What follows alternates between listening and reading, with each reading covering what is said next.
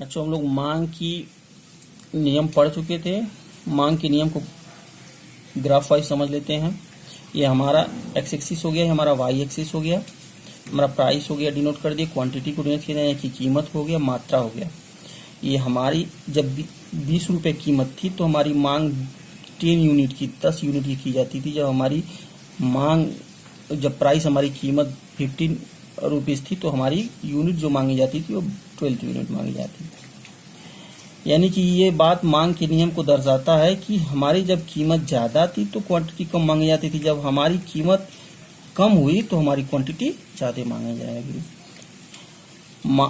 अब इसको एकदम बिल्कुल सटे हुए एक कर्व खींचते हैं, इसको डिमांड कर्व कहते हैं, यानी मांग रेखा। मांग रेखा क्या शो करता है कि मांग रेखा हमेशा बाएं से दाएं गिरती हुई अवस्था में होता है, बाएं से आपके लेफ्ट टू राइट ये डाउनवर्ड स्थिति में होता है।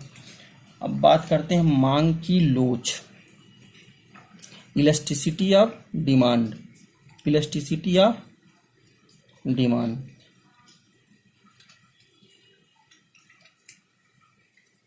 Elasticity of demand. मांग की लोच क्या होता है?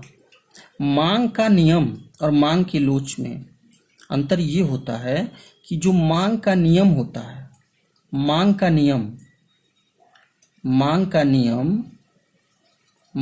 नियम किसी वस्तु की कीमत यानी कि प्राइस और डिमांड की दिशा बताता है, डायरेक्शन बताता है। मांग का नियम प्राइस और डिमांड, यानी कि जब किसी वस्तु की कीमत बढ़ी या घटी तो उसकी तुलना में मांग बढ़ी या घटी, ये उसकी दिशा बताता है, बढ़ गई या घट गई, ये दिशा को डिनोट करता है। लेकिन जब बात आती है मांग की लोच किसी वस्तु की कीमत, मांग की लोच भी 3 प्रकार की होती है। तो हम यहाँ भी बात करेंगे price elasticity of demand. Price elasticity of demand. Price elasticity of demand क्या होता है? मांग की कीमत लोच।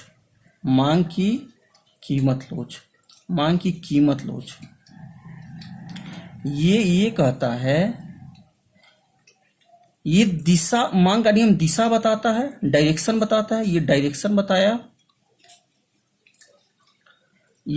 बताया। मांग की लोच मात्रा बताता है, क्या डिनोट करता है? क्वांटिटी डिनोट करता है, क्वांटिटी बताता है कि यदि प्राइस घटी या बढ़ी तो उससे डिमांड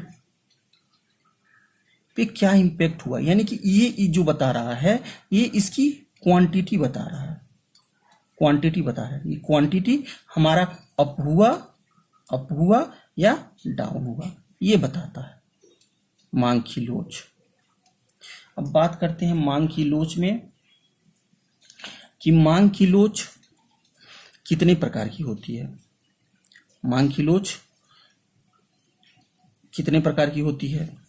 मांग की लोच एग्जाम में अक्सर पूछाता है इसी में से प्रश्न कि मांग की लोच के प्रकार को पूछ देगा कि ये किस प्रकार की मांग की लोच दर्शाता है।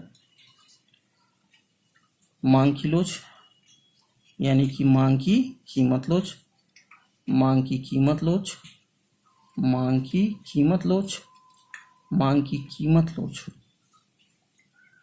Price elasticity of demand. Price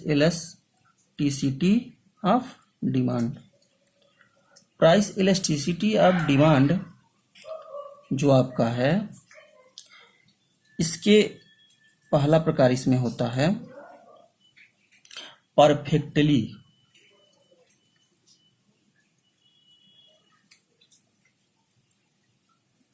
elastic demand. यानी इसका क्या मतलब हो गया? परफेक्टली इलास्टिक डिमांड, पूर्णतः लोचदार मांग, पूर्णतः लोचदार मांग, ये क्या होता है? ये पहली बात तो एक चीज डिनोट कर लेते हैं, एक कि इलास्टिसिटी जो होता है, क्वेश्चन पूछता है इलास्टिसिटी को डिनोट करते हैं ई से, ठीक है। तो ये पूर्णतः लोचदार मांग जो ई होता है वो ई इक्वल टू इन्फिनिटिव होता है। यानी इसको ऐसे समझें कि मांग कीमत कितना भी बढ़ जाएगा, मांग की कीमत बढ़ जाएगा, यानी पूर्णतः लोचदार मांग, perfectly elastic demand is equal to infinitive. यानी कि यदि वस्तु की कीमत में मानते हैं, वस्तु की कीमत कितना भी, वस्तु की कीमत थोड़ा सा परिवर्तित हो या बहुत ज्यादा परिवर्तित हो, यानी कि वस्तु की कीमत में थोड़ा सा भी परिवर्तन होने पे मांग में बहुत ज्यादा परिवर्तन आ जाता है, उसको बोलते हैं perfect elastic demand. Perfect elastic demand यानी पूर्णतः लोचदार मांग। ये हमारा डिनोट कर दिए ऐसे।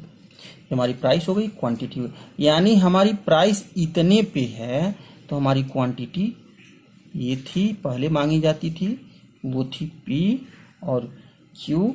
अब जो हमारी थोड़ा सा भी, हल्का सा भी कुछ भी परिवर्तन होगा तो हमारी डिमांड बढ़ गई, मांग।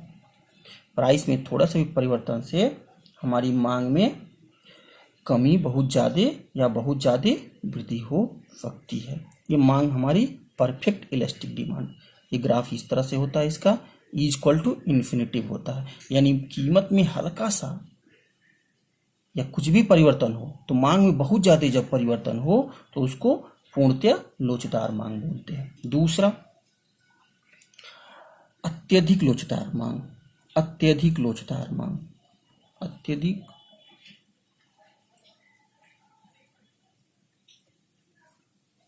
Highly elastic demand.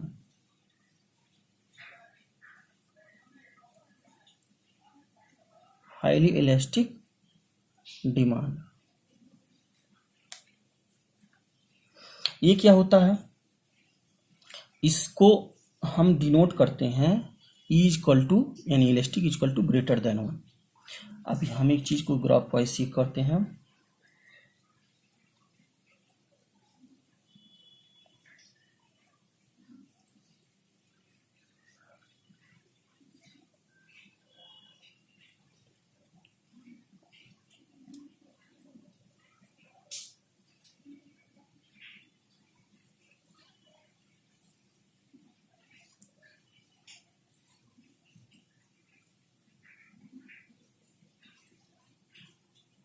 हमारा डिमांड कर्व हो गया is equal to greater.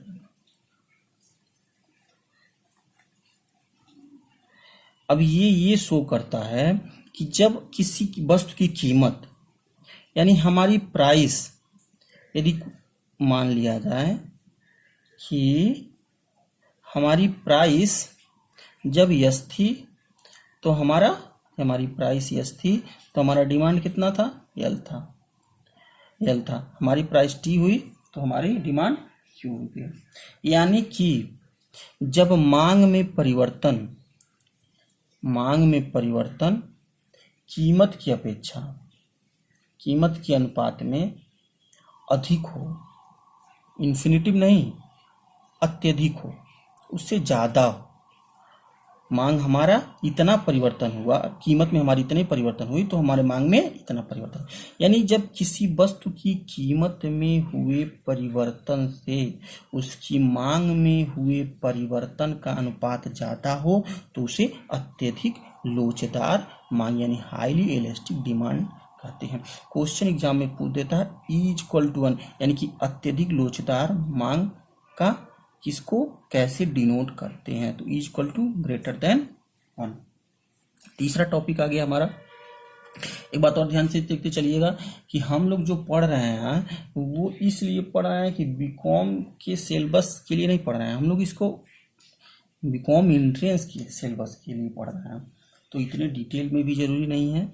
E greater than 1, e equal to infinitive, ये ध्यान में रखिएगा। तीसरा हमारा आ गया लोचदार मांग। लोचदार मांग, लोचदार